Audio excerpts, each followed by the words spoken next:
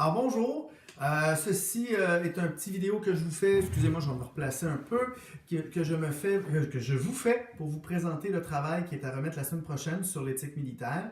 Alors, je vais le mettre tout de suite, il devrait être disponible aujourd'hui jeudi. Le vidéo va être à remettre la semaine prochaine, vendredi prochain, soit le 25 janvier. Si vous avez des problèmes à vous conformer à cette date butoir, vous m'envoyez un courriel pour m'aviser et puis on va se trouver une façon de s'organiser pour que vous puissiez remettre votre travail. Alors dans ce travail-là, il s'agit d'analyser une situation éthique militaire en rapport avec l'énoncé d'éthique de la défense. Dans un texte continu avec une intro, un développement et une conclusion. Les instructions sont disponibles en ligne. Je vous invite à les suivre le plus scrupuleusement possible parce que nous, quand on a fait ces instructions-là, on les fait en fonction de vous faciliter la tâche. Si vous prenez des libertés en sortant du cadre qu'on vous propose, ben vous vous compliquez peut-être la vie. Si vous êtes à l'aise avec l'écriture, que vous avez déjà écrit beaucoup de textes, c'est quelque chose que vous pouvez faire sans problème. Mais si vous n'êtes pas habitué à écrire, ben, c'est un risque que vous prenez. Alors moi, je vous suggère fortement de suivre les étapes et la démarche que nous vous proposons. Également, plus tôt cette semaine, je vous ai envoyé des petits aides pour l'écriture de l'introduction puis d'un paragraphe de développement. Je vous invite à les consulter puis à tenter de les appliquer. Pas parce que c'est absolument ça que je veux, c'est parce que c'est une bonne stratégie d'écriture, puis ça va rendre votre écriture efficace. Puis moi, c'est une approche que je vous suggère. Alors voilà, maintenant je vais juste passer un peu dans le détail ce travail-là, qu'est-ce qu'on devrait y retrouver. Vous devez vous-même choisir une situation éthique. Moi, je veux que vous preniez quelque chose qui vous intéresse, quelque chose qui vous interpelle.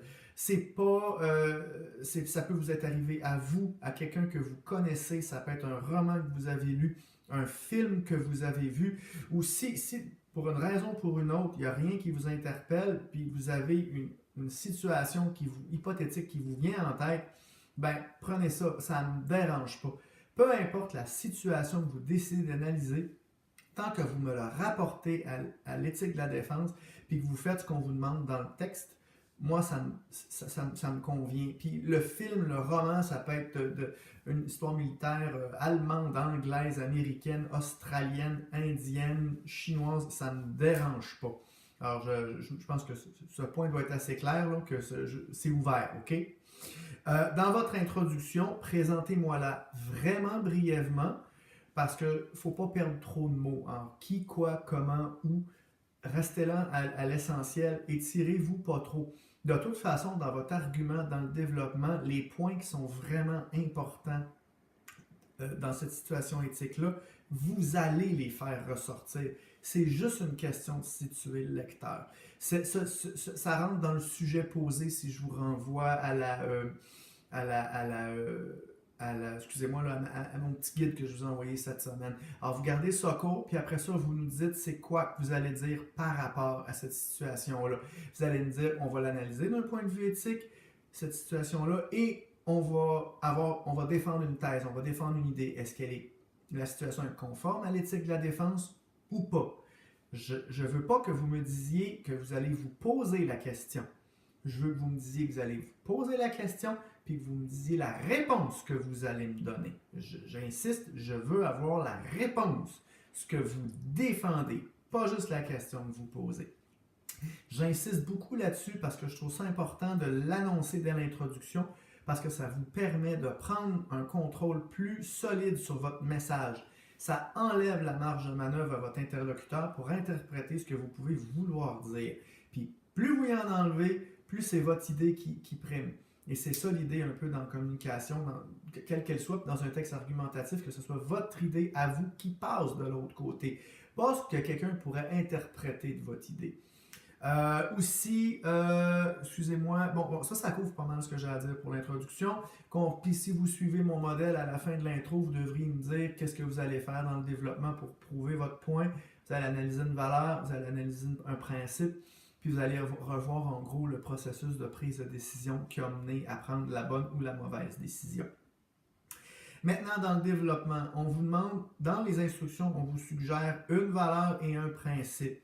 Il y en a toujours qui voient et avec raison, là, souvent, là, la plupart du temps, plusieurs valeurs, plusieurs principes qui s'appliquent, puis ils décident de tout analyser ça. C'est pas que ce qu'ils disent, c'est pas vrai. C'est qu'à trop vouloir en faire, on finit qu'on fait plus rien. Hein? Trop, c'est comme pas assez. Quand vous analysez plusieurs valeurs, ben vous analysez chaque valeur moins longtemps, avec moins de rigueur, avec moins d'étoffe. Alors c'est pour ça que nous, on vous suggère d'en prendre juste une. Comme ça, vous en faites rien qu'une, mais bien faite. Le principe, même chose. J'aime mieux, je préfère, si vous en prenez plus qu'un, ça ne me dérange pas. Mais ça se peut que votre analyse soit moins forte, puis c'est quelque chose que je vais probablement vous dire. Je dis oui, ça s'applique, oui, tu as raison, mais l'argument, il est pas aussi solide qu'il aurait pu l'être si ça en avait pris juste un, puis que tu l'avais bien développé. Alors ça, c'est une suggestion très forte que je vous fais. Quand vous allez prendre votre valeur puis votre principe, assurez-vous, et puis ça ressort dans le modèle que je vous ai envoyé cette semaine, de bien définir ce principe-là. Votre lecteur, il ne sait peut-être pas ce que ça veut dire, le courage, ou le respect de la dignité de tous, ou encore pire, son idée est peut-être différente de la vôtre, fait qu'il ne va juste pas être d'accord avec vous. Quand vous définissez votre principe ou votre valeur, ou n'importe quel concept sur lequel un argument s'appuie, vous vous assurez que vous et votre interlocuteur, vous êtes sur la même page. Alors, ça évite la confusion, ça évite les malentendus, et en plus, ben, ça a un fondement logique de dire, pour dire que, je sais pas, moi, Babel est un chat, ben, savoir c'est quoi un chat, ça aide. Prendre un exemple plus militaire, si vous me pointez une C7 puis vous dites ça c'est une C7, ben moi je vais vous dire ben, pourquoi c'est une C7? C'est quoi? Qu'est-ce que ça fait que ça c'est une C7? Ben, une C7 c'est telle affaire. Puis ce fusil-là, cette arme-là qui est par terre, ben, elle a c'est telle affaire-là, donc c'est une C7. Pour prendre un exemple peut-être meilleur, plus intéressant que Babel le chat, c'est la première affaire qui m'est venue en tête, là, je suis désolé. Je vais essayer de plus jamais vous refaire ça, là, des histoires de Babel le chat. Là, je suis sans explication. Ok, ça c'est à cause, excusez-moi, je regarde mes petites notes que je m'étais faites avant de vous parler. Aussi, puis n'oubliez pas quand vous avez de faire un rappel comme de quoi que ça monte bien. T'sais, quand vous allez faire votre explication, vous allez définir c'est quoi, par exemple, courage ou respect de la dignité de tous. Après ça, vous allez m'expliquer en liant les faits à la définition, en montrant comment ces faits-là sont conformes à cette définition-là ou pas. C'est ce qui est le plus important de faire dans ce travail-là. Puis encore là, je vous renvoie au modèle que je vous ai envoyé cette semaine. Puis je vais essayer de faire un film demain pour le clarifier, pour que ce soit clair. Mais c'est ça l'essentiel que votre paragraphe devrait faire. C'est ce qu'il doit réussir à accomplir. Montrer pourquoi, dans la situation, le courage a été appliqué. Pourquoi le respect de la dignité de tous a été violé, par exemple. Alors, c'est ça l'idée. Hein? On définit et on explique en s'appuyant sur les faits. Quand vous allez faire ensuite, dans l'autre partie, le volet discussion, que vous allez revoir finalement le processus de prise de décision éthique, assurez-vous de bien identifier les étapes, de dire de quoi il s'agit, puis comment ça s'est opéré. Que ce soit hypothétiquement ou réellement dans le cas, ou comment ça aurait pu s'opérer dans le cas. Puis, n'oubliez pas, s'il vous plaît, de faire un lien avec l'éthique. Hein? C'est une prise de décision éthique. Vous venez de nous parler d'un principe puis d'une valeur. Récupérez ces données-là puis injectez-les dans votre discussion du processus de prise de décision pour montrer le lien. Puis pour comment c'est l'éthique qui a amené à cette décision-là, être la bonne ou la mauvaise. Et c'est comme ça que vous arrivez à appuyer la thèse que vous avez énoncée dans l'introduction, comme de quoi, dans cette situation-là, Caporal Pierre-Jean-Jacques a agi conformément à l'éthique ou pas. Alors voilà, ensuite, faites-moi une belle conclusion. Un petit rapport, c'est quoi les idées fortes que vous avez présentées, puis vous pouvez me faire une petite ouverture sur un problème plus large. J'insiste, je veux des références quand vous citez, quand vous paraphrasez. Alors, quand vous allez me définir le courage ou l'intendance ou peu importe la valeur, que vous citiez textuellement la lecture ou que vous la paraphraser, c'est reprendre une citation en vos propres mots.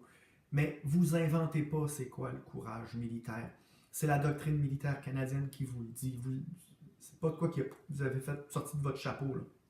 Ben, je veux une référence. C'est où vous l'avez pris, cette définition-là, ou la paraphrase de cette définition, que vous faites de la définition dans les lectures. Il y a, dans votre boîte à outils, il y a un truc sur le système de référence, et j'ai fait une vidéo, je vais tout de suite le mettre en ligne. Alors, vous allez pouvoir l'écouter puis l'utiliser. Puis, je pense que je vais vous envoyer le document pour être sûr que tout le monde l'ait. Alors, voilà, je m'arrête là. La vidéo fait quand même un bon 10 minutes. Alors, j'espère que c'est clair. Évidemment, s'il y a des questions, vous n'hésitez pas. Je vous souhaite une bonne journée.